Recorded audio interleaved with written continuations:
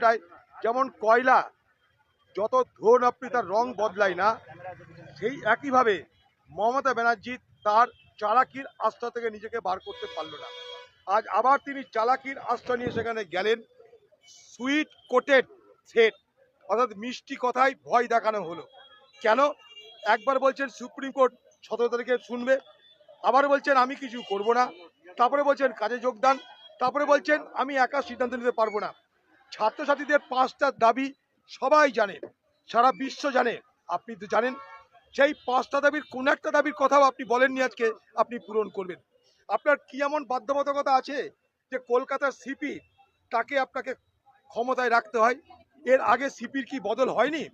আপনার সঙ্গে ঠিক মতন ব্যবহার না করলে যে অফিসার থেকে তুই তাকারি গালাগালি দিয়ে বার করে দেন আপনি মঞ্চ থেকে, চাকরি থেকে, তাদেরকে বরখাস্ত করে দেন, তাদেরকে ডিমোশন করে দেন, ট্রান্সফার করে দেন। আজকে